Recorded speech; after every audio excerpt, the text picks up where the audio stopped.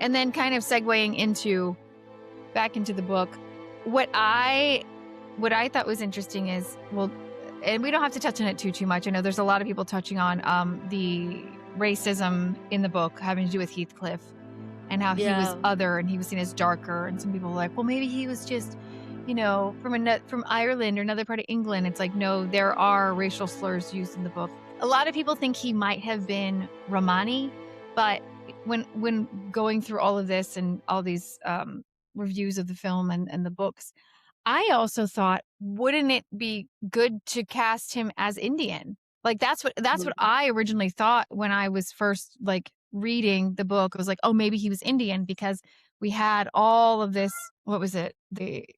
Sorry, I can't use No, my I, words I today. I understand what Yeah, you're saying. See, for Heathcliff to be Indian or for Heathcliff to be any brown person, let's take brown. For him to be a brown person, he could be from so many parts of South Asia, so many parts, like not just the modern drawn borders of India, but of the larger South Asian countries as well. And this book was written in 1847. Wuthering Heights was written in 1847 at a time when Britain had colonized so many South Asian nations. So, is it not possible that a few kids got illegally to the Yorkshire moors? Like, is it not possible that, in Emily Bronte's very growing and upcoming township, which was benefiting through industrial revolution, its population was increasing because of the opportunities that industrial revolution was bringing in? Can't there be a few brown illegally kids being I'm sold sure around? illegally and probably illegally adopted too. Like Yes. Heathcliff again, well, we don't know about Heathcliff. Like it's very it's not really touched upon how what's it, Kathy's father came upon Heathcliff. Some people think that he was adopted, he was found. Again, he could have been Romani. I think he could have been Indian. He could have been from the African slave trade as well. And Honestly, he could it's have like, been from Turkey. He could have been from yeah, Turkey. He could have been exactly. from the Middle East. He But could have seen been as kind of anywhere like, from the oh, look at Middle East. my exotic pet, because all through the Yeah. centuries, people have been doing that and like adopting He kids. Like, could oh, have. look at I'm so exotic. Yeah, I've got this. exactly. But what other people think is that their father went off to do business. All of a sudden, without any warning, comes back with this kid, right? And he's favoring Heathcliff. I like the theory that Heathcliff may have been half white. Like he might have been the love child of Yeah. what is it, Mr. Earnshaw, and probably some woman that he had, relations with. We won't say a relationship. Let's look at it. She was, I mean, likely in these situations, women in other countries were taken advantage of. They may have been workers. Maybe she was, maybe they were having kind of affair, but he knew he would never marry, this woman who was other. But I kind of like that he might have been mixed. And so that would have Yeah, made him I think, even more of an outcast, because you don't feel like you're exactly. with you're outcast by this group and you're outcast by this group. And then it makes it even like grosser in Game of Thrones kind of relationship for like Kathy and Heathcliff as if they're half siblings. Anyway, and then all the other intermarrying with the whole book. But so anyway, just thought that was interesting. That's an interesting theory. Yeah. So I know in this 2026 version of Wuthering Heights movie by Emerald Fennell, Heathcliff is played by Jacob Elordi, a renowned white actor. And there has been a lot of drama about the fact that Heathcliff has not been, as per the canon, he has not been cast appropriately, because Heathcliff should technically, as a half white or as just a colored person, he could have been from anywhere. He could have been from literally any colonized country you can think of. And also, what were the English thinking of when it came to dark? Like, how much is dark? I think so. What I'm thinking is like, he could have been anyone. He could have even been a Chinese kid, and they would have probably not thought of him as, they wouldn't have been able to like place him anywhere. And if he was half white, he could have literally been from anywhere. Like, he could have been from Northern Africa. I'm telling you, one of those Northern African or the Latin American colonies. He could have been like from there either. So, okay, but I'll tell you what. I'll tell you what. As as a brown person, as an Indian person who has read history and consumed media where brown people have been shown as slaves, being beaten up, being jailed, being executed. I just found it a relief that a brown boy was not getting beaten to death by a stodgy, white, gambling, drunken man. That was Kathy's father and Heathcliff's adoptive father. It was just a relief not to see him, not to see, because in some ways, I think historical accuracy is more fetishized when it is with respect to bad things happening to non white people. And this has even been told by the actress Lupita Nyong'o, who won the Oscar for 12 Years a Slave. Yeah, I think that's the name of the movie, 12 Years a Slave. And that is a harrowing movie about slavery. But she mentioned that the minute the movie did well, she kept getting scripts after scripts of her being a slave in similar situations as the ones she had played in 12 Years of a Slave. So in a way, I was glad that, I'm not seeing another historically accurate fetishizing of mistreatment of people of color. I think because see, the movie in itself is so brutal in nature. We see the genesis of villainy and genesis of cruelty happening from the familial patterns onwards. It's a single father not being ready for single parenthood. And back then, what was even the definition of fatherhood? Providing and being a disciplinarian? Like, actual parenting, I don't know. Did dads even have an idea of what to do in the 1800s? I don't think so. Do they even know today? I don't know. No. Not all, but most, no. Because again, it's a woman's job, especially back then. I mean, it was not again, that's why Exactly. the Bronte father was looking for, any woman to just come help out because, "Oh, I just can't do this. I can't be bothered with this." So you see, I mean, it was just a relief not to see an Englishman, a brutal Englishman who is a drunk, who is a gambler, who is unable to be a parent, unable to handle a family. And you see this kind of a heinous man picking up a brown kid and that kid to repeatedly every day till that kid is of age, like till that kid is like well into his early 20s. So it was just a relief because this book is, like I told you, the cruelty starts from the first generation, which is the single father having to handle a household. And then it comes to the generation of the kids, Kathy and Heathcliff. Now, the generational cruelty that they have learned, how will now that cruelty act out in their lives? And how the people who are ensnared in their lives will also be affected by this cruelty. And then how even the third generation, which is the kids of Kathy, uh, like even they manage to internalize that same cruelty because again they are living in that same vicious cycle. It's like the snake eating its own tail and not knowing when to end. So it was just a relief not to see a brown boy being beaten up. And it was a relief also because this movie is so emotionally heavy.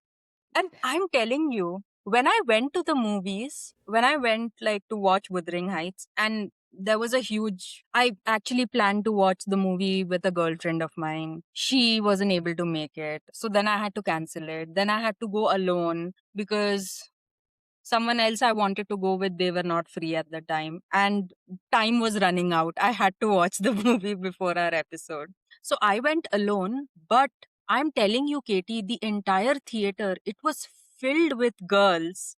It was filled with bands of girlfriends, you know, g- friends in duos or friends in like groups of threes, fours, fives, six. And they were all chicks. And I was like, whoa, Girls are really into Wuthering Heights for whatever reason. Maybe it's just to be able to see blatant cruelty without it being sugar coated for them. Maybe that's what draws people to it. It's rawness, how unfiltered it is. But Well, I yeah, think a lot of some there are probably some book girlies in there like yourself. However, oh a yeah, lot of it has to do with it's trying to I feel like it was trying Emerald Fennell was trying to cash in on the popularity of Saltburn with how tongue in cheek or how controversial Saltburn was. So then she decided, "Oh, let me just do this same thing, kind of let's do some shocking things." But you know what? I've always wanted to write a fan fiction version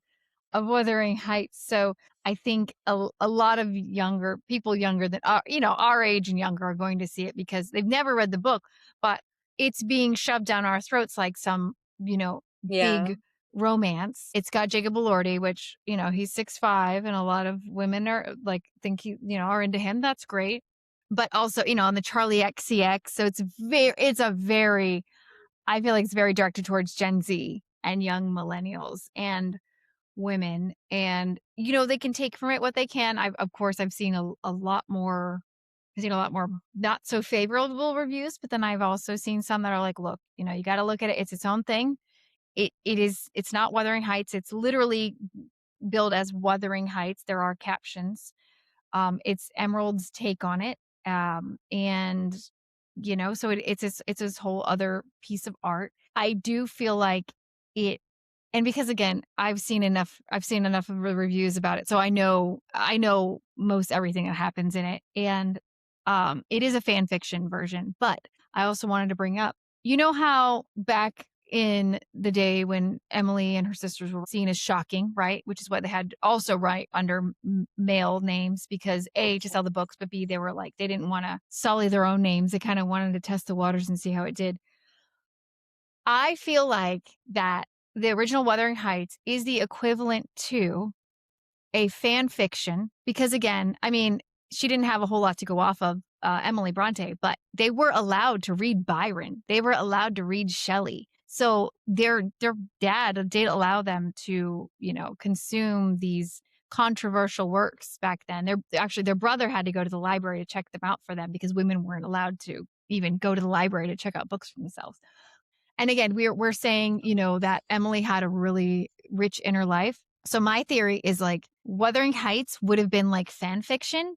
Wuthering Heights would have been like what 50 Shades of Grey or Twilight is now. Does that make sense? And maybe like in 150 yes, years our future generations will say, "Oh my gosh, Twilight and 50 Shades of Grey were these beautiful, like classic pieces of literature." And whereas to us, we're like, dude, those are fan fiction. And not saying it's bad that they're fan fiction. There's a lot of there are a lot of good works that have come from fan fiction. Like, what is that Alchemized book that everybody's talking about? Isn't that fan fiction? They yeah, just rewrote it by to Senlin Yu. what is that? Is that the Harry It Potter was fan fiction? Hermione, Draco and Hermione fanfiction. Hermione. Yeah, exactly. And there are other authors that started out like practicing writing by fan fiction, like Ali Hazelwood. She's written a lot of books, The Love Equation or something like that, The Enemies to Lovers, and that's now getting made into a major motion picture. That was originally Star Wars fan fiction. That was Kylo and Rey. That was the Reylo Yeah, ship. The Love Hypothesis by Ali Yes. Hazelwood. Kylo, Yeah, which the I'm Kylo interested. Ren Yeah, and I'm interested in reading it now. The knowing that who's that? it was a fan What is the fiction, kid? huh? Kylo Ren and who is the girl? I forgot. Ray. What is the girl's name? Rey. Oh, okay. Kylo Ren Hmm. and Rey So it's Skywalker. Raylo Yeah. because I read Star Wars fan fiction, and so I do want to read her original as the fan fiction. Well, she's probably pulled it off of AO3 and all that by now, but yeah, what if like back then this work would have been seen as just shocking fan fiction written by a young woman, and now it's this big piece of classic literature. And I'm not trying to say it's it's not worthy of being classic literature, but just how things, I don't know. I was thinking about that earlier when I was listening to some of the documentaries and whatnot. That's like she was just so different. She was different, and she put her ideas to the page, and they were very different for the time, especially for a woman, especially for a woman of her age, and especially for a woman who supposedly had no knowledge of intimacy and carnal knowledge and all that. So yeah, I think it was a fan fiction, and therefore I will be a little more forgiving on Emerald Fennell's version of Wuthering Heights because it in itself is a fan fiction of this almost fan fiction of this young woman who was trying to uh emulate what Byron was doing, what these, scandalous writers from the early 19th century were producing. That's my theory. Okay, so I already mentioned this one part how Wuthering Heights movie adaptations have not worked for a very long time. And they have not worked, one, because of the unpalatable source material. The book in itself is heinously cruel, and a visual representation of heinous cruelty of humans, which shows no signs of redemption. Visually, it is very difficult to show that movie and wish to keep the audience engaged. Because, like I said, humans love hope. They love a story where some redemption happens at the end and it feels like all of this was not pointless. All of this cruelty, all of this mistreatment, all of this darkness that life can show us, that it was all for a reason. Now, let's remember Wuthering Heights movie adaptations have always been unpalatable and just neither commercially successful nor critically acclaimed. Now, what this movie has done, what Emerald Fennell has done, she has hooked us in two ways. One, she has, by even saying that this version of her movie is a fan fiction of Wuthering Heights, the book, and it's a fan fiction meaning that it's the elaboration of the story that her imagination takes her to after reading the source material. Now, in order to make the source material of Wuthering Heights palatable, she had to change what is considered the source material of this movie. The source, we are making it a little more palatable. It is Emerald Fennell's fan fiction of Wuthering Heights, which is a story of heinous cruelty, which is a story of deeply troubled minds, undealt feelings, which create horrible consequences in human life. She has removed the source material from the fevered discussion I'm talking about. So now we are going to the movie thinking that this is Emerald Fennell's fan fiction version of what she read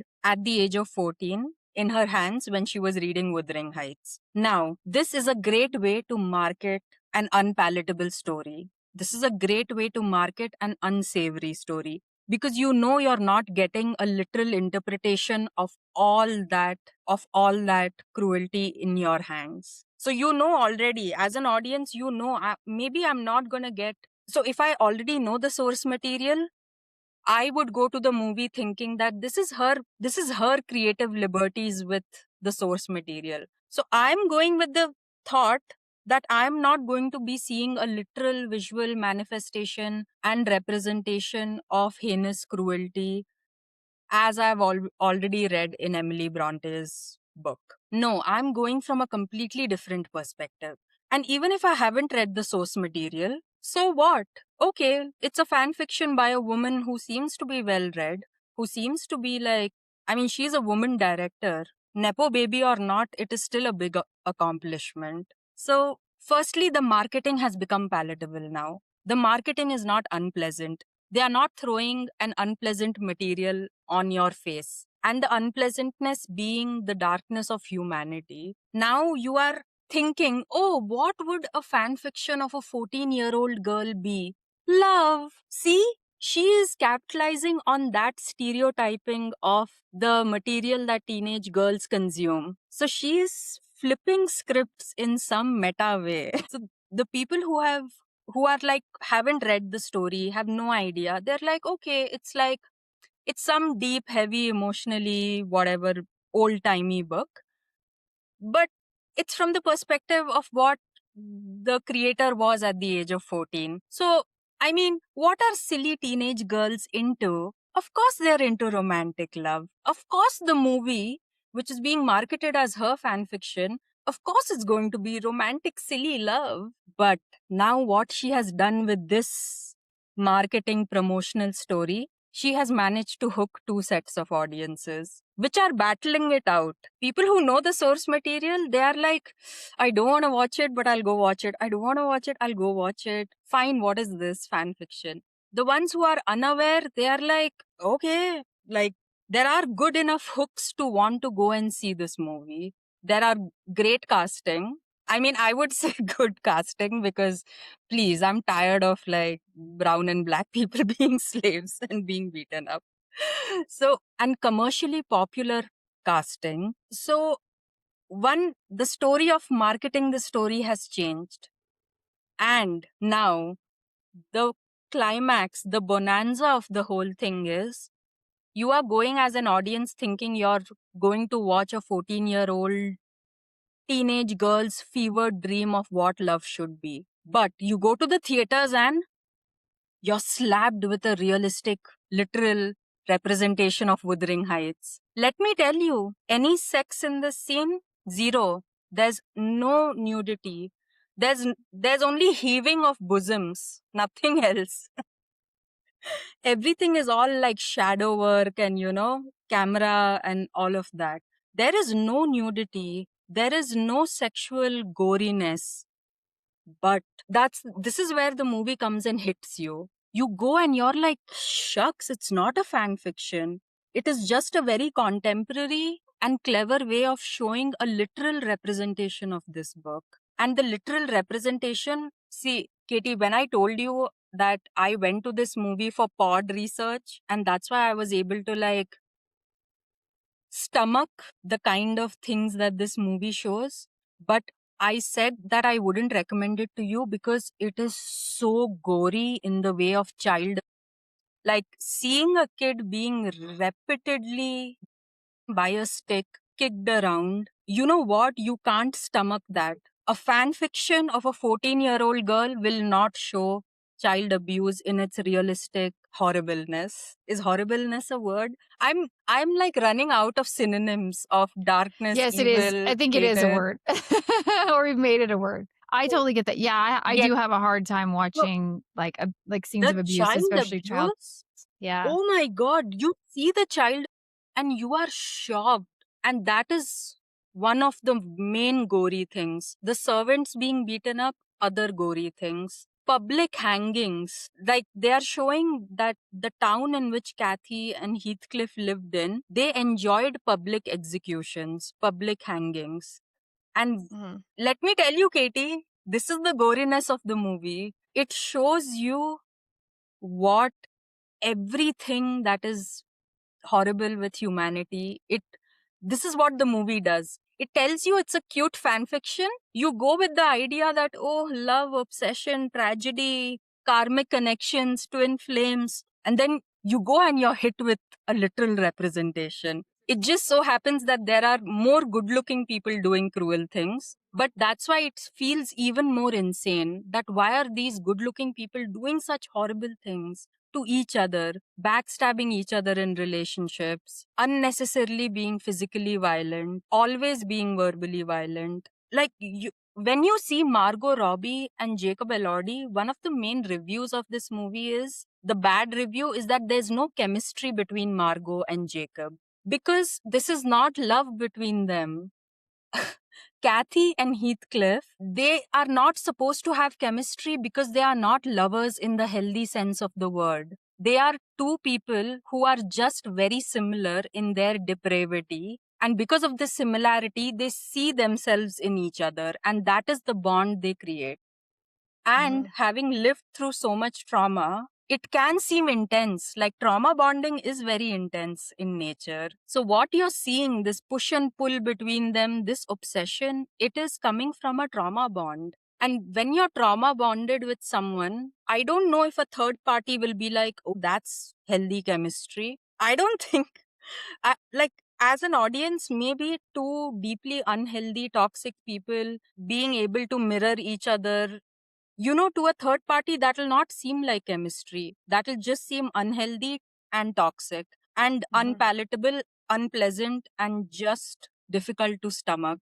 So, this is what is the brilliancy of Emerald Fennell's entire enterprise of Wuthering Heights. She hoodwinks us by saying it's going to be something, but she gives us an incisively realistic, a literal representation also, because more than explaining the movie in terms of dialogues, the movie also explains a lot of feelings, one through its dramatic costumes.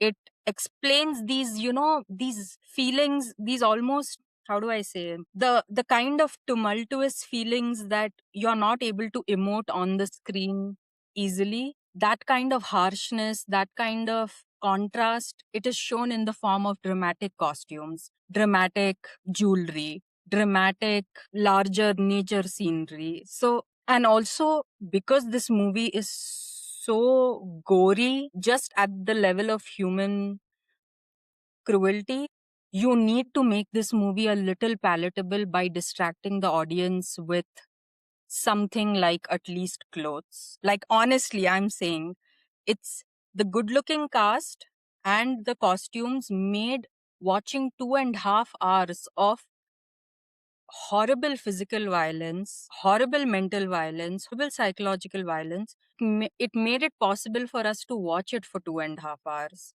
But again, Errol Fennell used that distraction in marketing the movie. So when you see Margot and Jacob being Kathy and Heathcliff, you're not like, oh, obsessive, tragic love. No, you're like, you're horrified that that something called love can actually take such a grotesque form, and a grotesque form which is even beyond human, beyond decent limits of human understanding. Yeah, this grotesqueness of the issues in this book, in this movie, that grotesqueness, Emerald Fennell doesn't shy away from it. She shows it in all its colors. It's just that, again, there's a reason why Wuthering Heights movie adaptations have not worked, because there was no right hook. See, people who know the source material might watch it, but come on, you have to gain new audience. That's the whole point. So, see, I think this is the thing that Emerald Fennell ended up doing. And now, because of the silly hook promotional material story that was used, I think a lot of hate came because people were like, whoa, you're not like being faithful to the story. You're making it silly. You're making it this. You're making it that. But now I'm seeing on Instagram, suddenly after the movie released and a week post its release, now we are slowly seeing the kind of reviews where people are like, no, this movie is actually good. Like, the base level hate, it's very reductive in nature. The base level hate on, oh, the costuming is not historically accurate. Oh, the jewelry is not historically accurate. Oh, Heathcliff is a white person. He's not a brown boy being beaten up. Like, it's this is the white noise that the haters are like. The haters are like in this level of white noise, of basic reductive level hate. It's like picking on someone in your school. Yeah, like being a minor bully and picking on someone. This is the hater level that I have seen on IG. And now I'm slowly seeing material come out where people who have probably read the book and watched the movie and understood what is this adaptation trying to show you, and is it misguiding you, is it misleading you. And now I'm seeing reviews where people are actually like, you know what, this is a surprisingly workably commercially possible adaptation of Wuthering Heights. Like, people are going to remember this adaptation of Wuthering Heights the way people remember, say, Jennifer's Body. Or the way people remember any kind of movie which received so much hate that it ended up being a cult classic. I was gonna say Titanic. Would you think it'd Yes. be like almost like Titanic? Kind of. I mean, obviously, there's a lot more violence and abuse in No, no. this than Yeah. So Titanic again is wasn't like, how do I say? I'm telling you, the brutality and the violence is so literally shown in Emerald Fennell's movie that you are just not able to be misled by the promotional material. Like if you watch the movie, you will not come out of the theaters thinking, oh, Kathy and Heathcliff had this, this soul connection that could not be erased even by the immortal gods. No, you're not coming out of the theater thinking that. You're thinking that how two deeply toxic people, unable to get out of their toxicity, how do they end up being each other's ruin? And so that's what the whole thing is. The marketing has confused everyone. well, But you yeah, why'd go they do that? Because I mean, there was an because interview with Margot Robbie, and they said, "Who should go see this?" And she goes, "Oh my gosh," she literally says, like, yeah. in a nutshell, she said, "This is the perfect Valentine's or Galentine's weekend. Go with all your girlfriends, get some brunch, and then go see the movie, blah, blah, blah." And so even she was marketing it like this. And then a lot of people kind of got the ick from how her and Jacob Elordi were during the premieres and talking about him. He left like a room full of roses in her trailer on Valentine's, and she said, "Oh, he must make a good boyfriend." And them talk, and she's married, by the way. It's just, yeah, I was also very confused, like why they chose to push this romantic epic love story and making it even almost look trying to make it look like Gone with the Wind. Like even the main poster looks like the Gone with the Wind poster, making it like this but the epic thing is, romance. Why did they market it like this? because how was a terribly unpalatable material like Wuthering Heights? How would you make it commercially viable unless you kind of try to short sell its intelligence? Do you kind of get Yeah, it? yeah. Yeah, Like, I'll take that. had Margot Robbie actually been faithful to the source, to the entire content of the movie, and she would have explained it like me. It starts with public hangings. It shows people enjoying public executions. Then it goes on to show Heathcliff being dragged into the Earnshaw family, Heathcliff being beaten, the servants being beaten, Kathy being isolated. Tell me, would you go and watch a movie if I'm to explain it to you like this? And I mean, if I, as someone who has a bottom line, a profit margin to look at, actors to pay, the whole system of Hollywood, you have to sustain your movie within that system as well. If you start really telling what the movie is, who is going to watch an adaptation of a book which has failed like 10 times over? They have all failed. Like all adaptations have commercially failed. So what Emerald Fennell did was she made content which is critically good and sold it in a very commercialized way. She sold it in a dumb way. Yeah. She dumbed it down for us. And yes, even like I told you, the whole press tour, the whole promotional material, the meta storyline of Wuthering Heights, the movie, this meta world is supposed to like draw you in to go to the theaters, and to go to the theaters in this era where people don't go to the theaters even for an Avengers anymore. Like if you can sit and watch at home in your massive flat screen. So that's the whole thing, that in order to be able to sell a difficult material, a difficult old timey material, how do you do it? yeah. Do you set yourself up to fail by revealing the truth in all its colors? By actually telling that this movie is about depravity, it's about degradation, it's about nothing good.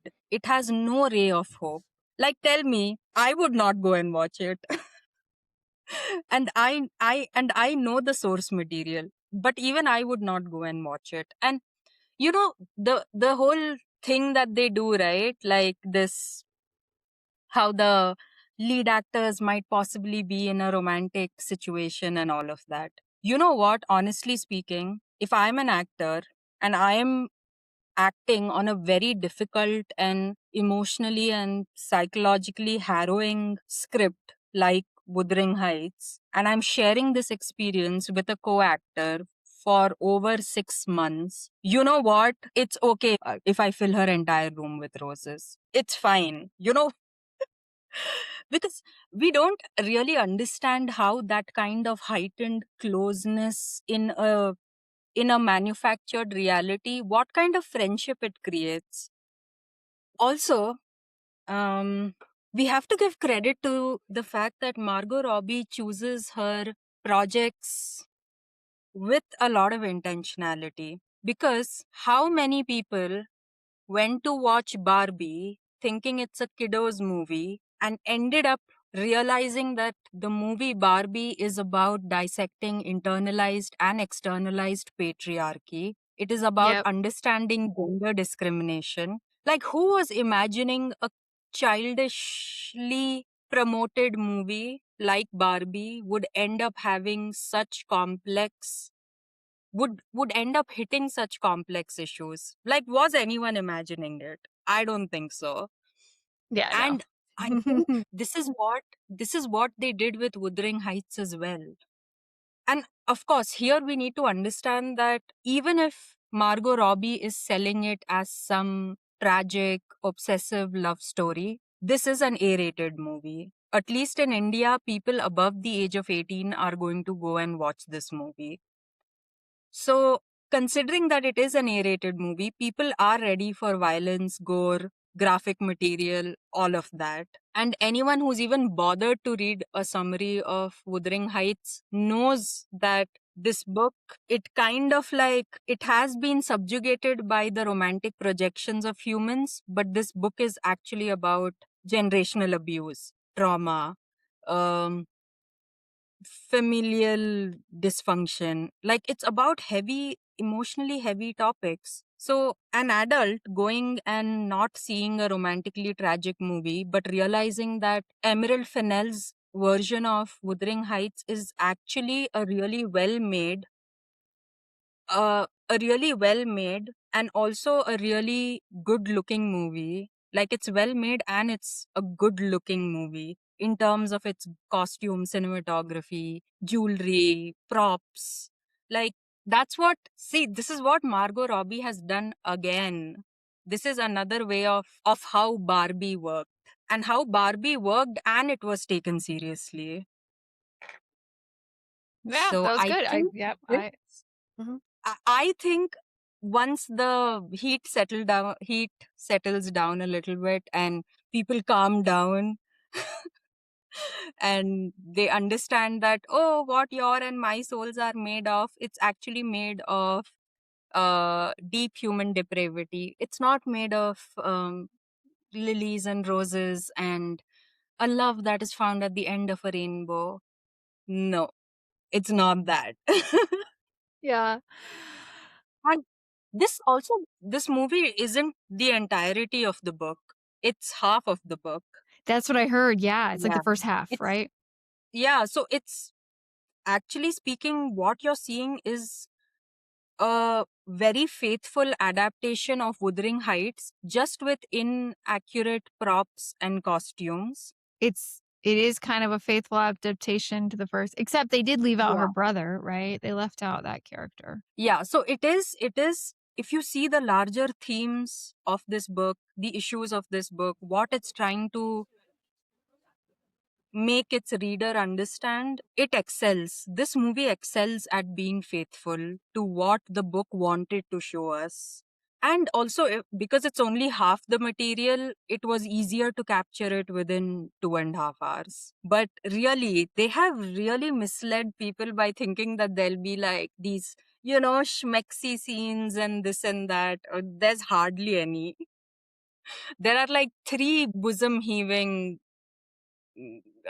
scenes. Yeah, that's about it. Mhm. And rest all of it is just gore.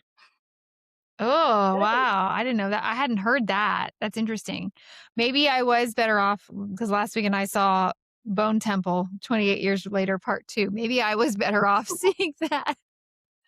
With this, that was gory, but and obviously it showed the depravity of humanity in a post-apocalyptic world. But it sounds like this was pretty like raw and depraved in ways as well. Yeah, exactly. So, and I know when people came out of the movie hall, we were all a little dazed, because exactly all of us were like, oh, what could a 14-year-old's version of fan fiction be besides silly teenagey love? No, this 14-year-old Emerald Fennell's fan fiction version is actually deep and complex and not just about silly love. Maybe at the age of, say, 14 or 15 or 16, she was able to rationally understand that this book was not about love. It wasn't about romantic love. It was about deep, complex issues. And yeah, she developed it more as an adult. Yeah, that's the whole thing. The whole message of this movie is don't underestimate 14-year-old girls, and especially if they have access to funds. They're gonna make a movie, mislead you, and make you watch it and make money out of it. Well, that was good. Yay, great review. We attempted to watch some of the adaptations. Of course, there's the 1992 Juliette Binoche and Ray Fiennes, which I think I've seen clips of before. We didn't watch it. I've heard that one is so. Obviously, there's one from the 1930s, but that one comes off to me more like it's trying to be like Gone with the Wind. Of the ones that we were considering, I feel like the 2011, which I did watch some parts of it, because I mean, once you've seen Wuthering Heights, you've seen Wuthering Heights, and I've seen the Tom Hardy one. But the 2011 one with Kaya Scodelario, that one actually has Heathcliff as an African man. And I've heard that that one is the closest to that's the most faithful to the original text. The one that is the least faithful, I would have to say, is the 2003 MTV American version, which was it was really bad. Like I mean, I was gonna watch it and laugh as we were joking. It came out like I know that era. It came out right with the same time I was starting college. So it came out in fall of 2003. And so very familiar with like the fashion and the types of movies that were being put out, but it was literally produced by MTV. It's a movie and it takes place at, some sea, like coastal town, probably of New England. And it's so bad. And it's all white people. And I couldn't get through 15 minutes of it. It looked like someone had filmed it on like a handheld camera from the time. I even had a handheld camera at that time, and it looks like something I would have I would have made.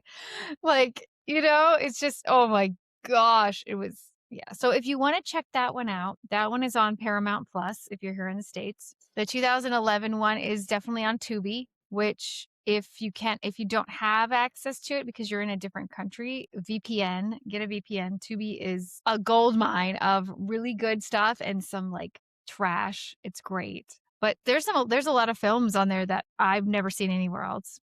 I think you can find the Tom Hardy ones definitely on like BBC on like BritBox. Um, a lot of the English versions are on BritBox. So yeah, I would say I don't know, maybe watch the 2011 one of all the ones that I've either tried to watch or researched. That seems to be the most faithful if you really want that dark and bleak and a little more accurate to the text. Yeah, I would say out of all of the adaptations that I read about, the 2011 one, I was like, I can watch it. I will be able to watch it. It didn't immediately like repel me. But I would say, you know what? Go and watch the 2026 one. Yeah, go fund the pockets of women directors. And you know what? Let yourself fall under the spell of their brilliancy as well. Let yourself think that you'll get something dumbass, okay, which will be silly and it'll be like, a time pass kind of a thing, and then be blown away by the fact that, whoa, We can think and we can write in our 20s really deeply complex pieces of work, and then 100, 200 years later actually make a good movie out of this material. Yeah, I think you should go watch it. Even if you hate it, like just go hate on it a little bit. Yeah, everybody go watch it to give your opinion. Oh, everybody 18 and up, go watch it and let us know your thoughts. I'm definitely more apt to. I mean, honestly, it'll probably be on HBO or something. Or what is it now? HBO slash Hulu slash Disney over here. They're all like I guess they've already have they combined them for you all. They're finally combining the three streaming services over here. So it'll be on one of them. So I'll probably watch it when it's on streaming. I was getting into the 2011 one, but I told you my will is too weak, especially on one of the very few nights that I get during the week that I don't have my daughter, I don't have anybody else to entertain. And when I do get the chance to watch stuff, I'd like to take it. And I was watching it, but also what was recommended to me by Tubi was Mortal Instruments from what Yeah, 2013. So I was I wa- watched so it. so I I went watched and it. watched Mortal Instruments instead, which I've seen before, but I was like, oh my gosh, I forgot. I love those books. Look at us, divided by seas, but connected by similar marketing. By literature. YA literature. Yeah. And maybe, maybe this novel back then would have been kind of considered a little more like mature YA because the characters are supposed to be 19, the climax of the story. No, the thing is, even the book Wuthering Heights, Catherine and Heathcliff like just barely touch hands. It's in the whole book, in the entirety of the book, they don't even kiss. So where is this the idea that this book is sexy coming from? Like they don't even do anything. All they are Mhm. doing is talking about their souls being connected forever and ever and ever. And everyone's like, Well, whoa. But the thing is, in Wuthering Heights, there's no perceived romance either, because two hateful people doing hateful things to each other and causing each other and their families and their larger circles ruin. This doesn't read romantic. The same way that the 2026 movie doesn't translate as romantic to the audience that's consuming it. See, mhm. with Pride and Prejudice, I can understand the romance is coming because there's a basic level of human decency. And after this basic level of human decency, we are able to see people putting someone else before them and trying to rescue them out of situations. See, these are things above human decency, and that's when like any kind of romance can blossom. Here there is no human decency, it's all hell. So that's what the text of that's the thing. If you take individualized quotes of Wuthering Heights and read them and project modern romance onto that text, then it reads as internal torture. It's not actually internal torture, it's just hell.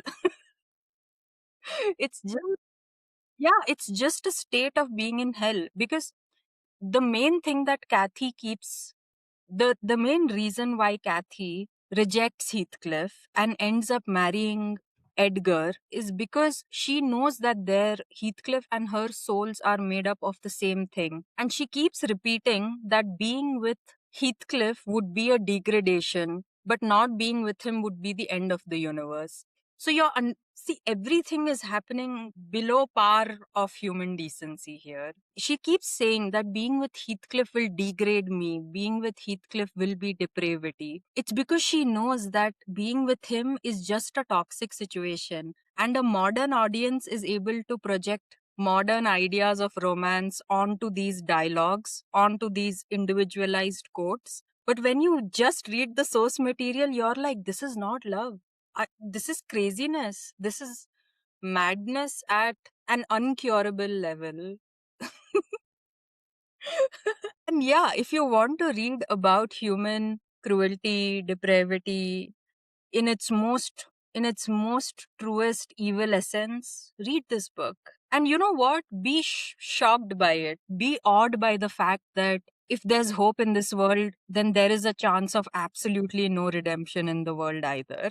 That was good. Yeah, I mean, that was a really good summary of the book and the film and all of that, and I think we touched on a lot of historical points as well. Like, again, we go down in our rabbit holes. I mean, I could have even gone even further. It's just so fascinating to me. The whole I love to learn about the lives of the authors that we read about, whose books we read, because looking into their upbringing, their history, I think you kinda get a better idea of where they were coming from. Still, I mean, I still find, Emily an enigma. Honestly, the 3 sisters. There's, also I didn't even know about it until now it finally popped up on my YouTube because 'cause I've been watching so much about Wuthering Heights, but also about the Brontes. There was a film made in 2022 called Emily, and it stars what is it? The girl from Sex Education, and she was in Death on the Nile. Emma, Emma Yeah. McKay. Yes, and she plays Emily, and it looks really good because I mean, hearing about their lives, I'm like, "Gosh, I really hope someone would make, like, a movie." I'm sure they have, and at least this one just focuses on her. I think there's another one I need to look up that people kept showing clips of. I think it's about all the sisters, but just their lives and how they inspired their works, I think would be such I think well, I don't know if Netflix should pick it up, but let's say BBC or Sky TV or somebody like that, you know, a British production should pick it up and make, a mini series or something like that, just being about these women. Cause yeah, there are still works of theirs that survive. There's people that that knew them in life whose works about them still survive, maybe probably trying to cash in on, oh, I knew them when they were alive, blah, blah, blah. Yeah. So anyway, that was really good. I think we'll just wrap it up.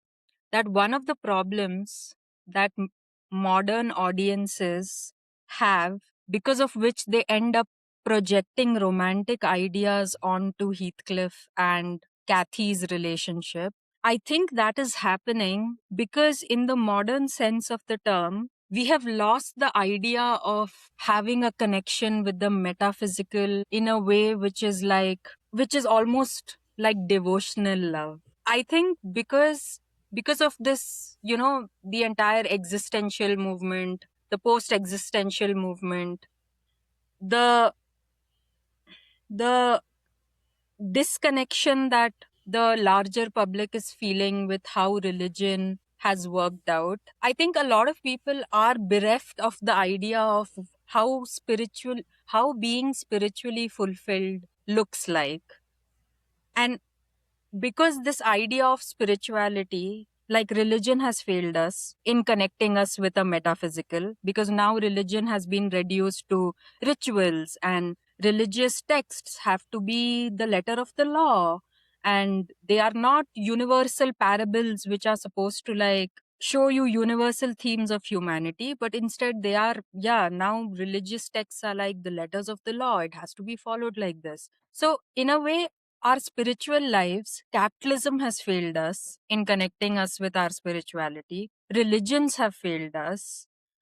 Um, what else? This entire idea that the mind and the brain and the body are one and whole, and we are individuals, but our conscious is within a collective. Like these kind of ideas, yeah, we are spiritually bankrupt.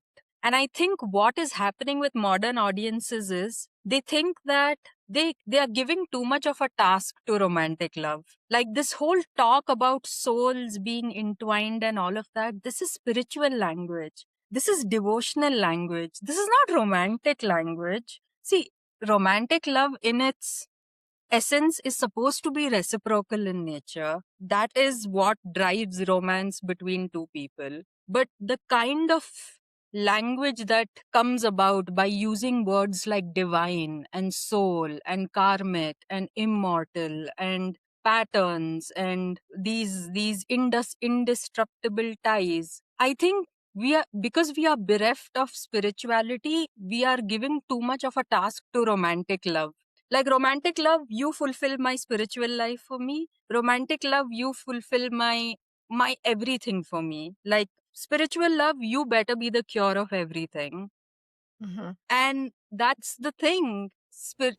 Now romantic love has too big a task to shoulder that romantic love was firstly not even meant for. Like romantic love cannot sustain this divinity driven devotionality. This is something that you tap into once you like enter the path of enlightenment and all of that. The point being that we have become so materialistic in nature that understanding immateriality has like it's just beyond us. We can't understand the concept of immateriality and immateriality fulfilling us and making us better humans. Because, see, there is a reason why there was a full astrology renaissance, and there is this witchcraft renaissance that is going on.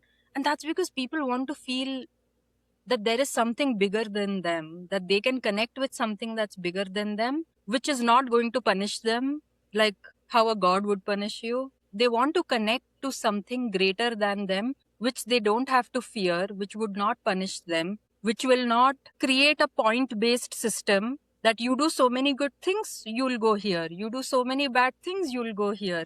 You do so many things, you'll come back on earth. I'm saying Hinduism is also a problem. This whole idea that, oh, your karma determines everything, it makes your life into a point based system. You're constantly doing accountancy with your actions. Debit, credit, debit, credit. So, yeah, because we are seeking this higher connection with something, we are making that something, we are giving that something the name of romantic love. Yeah. I think once we start tapping back into our spirituality through whatever means, whether it's through the means of astrology or even organized religion or witchcraft or any kind of practice that would make someone feel spiritually fulfilled and feel spiritual love. I think a lot of romantic love is confused with spiritual love. And I will say this because you know the poet Rumi, right? Mhm. Um, this Sufi saint poet Rumi. He's like really famous. Now, his work, when it is translated into English, if you read his poetry, it almost looks like he's talking about a person and expressing love for a person. But actually, in the original Arabic slash Urdu or Persian language that he's written in, if you read it in that, he's talking to God. He's not talking to another human. He's talking to divinity, like he's talking to something bigger than his heart and his mind and his understanding. Same thing with this other poet. Her name is Mirabai. Shout out Indian poets. She was there during the 1600s. So this poet as well, Mirabai, and look at the connections. K-pop Demon Hunters has its characters named Rumi and Mira, two poets, and I two didn't even poets think of about Asian that. countries. Yeah. Uh-huh. Yeah. So even Mirabai, when I read her work in Hindi versus when I read her work in English, in Hindi she's talking to God. She's trying to connect with Krishna at a soul consciousness level.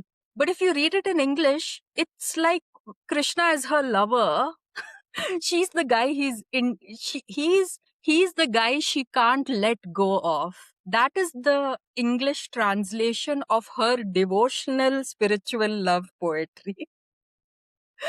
So that's the problem. When you give too big a task to something that cannot fulfill that task, it will fail you. You want to connect spiritually, you want to experience spiritual devotional love, and you're taking the route of romantic love, thinking you will reach that devotional spiritual love. You're not going to. You're going to be disappointed. So don't be disappointed. Connect to yourself. Reach within, look inwards and then look outwards and understand that you and everything is connected with you. So there is love everywhere. Yeah. Yay, that was good. That was really good. You need to write. You need to start writing some inspirational stuff like that for people. I know I have to like give some like hopeful things to people. Otherwise, this episode will be a Wuthering Heights. I know. Wuthering Heights. Awesome. Well, I think that's about it. I mean, we covered a lot. You covered a lot. Thank you for taking most of this month. I'm excited for what's to come. We won't say what's coming next, but let's just say I started listening to it yesterday. So I'm excited Ooh. for our next book. What else? I don't have anything else going on. Just going to work and listening to audiobooks and trying to read books at night, but it doesn't I get so tired so fast, and reading helps me go to sleep. What have I been reading? I've been listening to the Witches of Litchford series by Paul Cornell. It's shorter books about this town in the Cotswolds, about the, it's like, I would say it's urban fantasy, and, these like modern day witches trying to keep up the borders and the magical borders and boundaries of the town, and they're the only ones in the town that know that all this magical stuff and fairies is going on. So it's like set in reality, but yet it's a little bit fantastical. And for being written by a man, for these main characters to be written by a man, he does a great job. Like, I keep forgetting that this book is written by a guy. I'm a huge fan of his work anyway, so that's how I found the series, because I read his other stuff, and he's actually written some episodes for Doctor Who. Otherwise, what else? But anyway, that's about it for me concerning my literary journey so far. You've been reading anything else good? Okay, firstly, Feb has not been an easy month. Let me tell you, all astrology peeps, eclipses, not like they are big shockers or anything, but they are just inconveniences. And in the convenience driven lives that we live, even minor inconveniences can kind of like shake you up, or any kind of inconvenience can shake you up. So yes, this eclipse season has been one minor inconvenience after another for me. And Oh, I am telling you, there is a reason why I was able to go and watch Wuthering Heights movie at the start of Pisces season, because I needed to enter my Delulu energy before being able to watch this kind of unsavory material. But it's also, also material which is beyond human understanding in some ways. Like, I needed to be in my Delulu energy. I couldn't watch it during Aquarius season because it felt too, how do I say, it yeah, the energy, the vibes were just off. The vibes were just off. Okay. So, luckily, Pisces season came. I went and watched the movie. I really enjoyed it. Um, and what else have I been doing? Yeah, other than being minorly inconvenienced constantly, um, I have been reading the Fourth Wing series. It is also oh a yeah. core romantasy canon level literature. If you think Akatar, if you can think anything as popular as Akatar, Fourth Wing. Also, Michael B. Jordan is making an adaptation of that book. So, if he's interested in that material and he chooses his projects intentionally, it could end up being really, really good. Who knows? We could end up reading it. Oh, I Dragon know. Yeah. Riders. That would be cool. I mean, yeah, we gotta add that one to the list too because it's popular. It'll get clicks. I've no, our ACOTAR Yeah. stuff is still the most popular, just because even though it's written however many years ago now, and so maybe we can like it's like just like actors do. They do like really big pictures to get nominations and to get their people to watch their stuff, and then they'll do these other little fun projects where they don't really make any money. So that's what we need to do. We need to like cash in on some of the big stuff, and then we can do our other things that interest us as well. Like when we eventually read Parable of the Sower and things like that might not get us as many clicks, but that we have a lot to delve into. So we kind of sell out some episodes and read the popular stuff, which I think is great. I think we should. I think we should see what's hip, what's happening, or what was. Because I mean, honestly, some of the stuff we're getting into after the fact, after it's popular, but just to see what's out there. And then it's really nice to do the weird stuff, the not so well known things as well. But yeah, I think we covered a lot. Thank you for all of your hard work and research as usual. And I like I said, I'm gonna put links in the description. I've watched so many good like documentaries by real scholars and PhD level type people about the Bronte sisters, about Wuthering Heights, that I was like, you know what? Maybe I'll listen to it in audiobook form, because I've also heard that someone recently told me that they were reading it, but then they found a good audiobook version, and that really like made it click for them, you know, having someone who's acting out the parts basically to really hit Yeah. home like the I don't want to say just the passion, but you know, the all the emotions in it. So I think we have dealt with like a lot of deep and like complex topics around this book, right?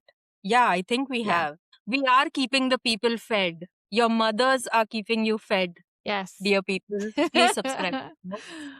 Please subscribe. Yes, thank you guys so much. So thank you for coming, tuning into another episode of Girl, What Did I Just Read? Or this one should be like, What Did I Not Really Read, but am still talking about? And yeah, tune in What did I just for watch? What What did Did I I Just watch? Watch? Ah! Exactly. Tune in, next month we've got a whole different genre. It'll be something different. It'll be something, maybe you've heard of it, maybe you've not. That's my only teaser. And if y'all have any suggestions or anything like that, give us a comment. Let us know. Did you like the film? Did you like the book? What's your favorite film or miniseries adaptation of Wuthering Heights? Do you prefer Jane Eyre over Wuthering Heights? I do. Maybe just because I like that one movie version with Michael Michael Fassbender. I like him. Fassbender. He's hot. So Ginger anyway, yeah. boy. Ginger Ginger boy. boy. Yes. Awesome. Well, thank you all for tuning in, and we will catch you all next time. Bye. Bye.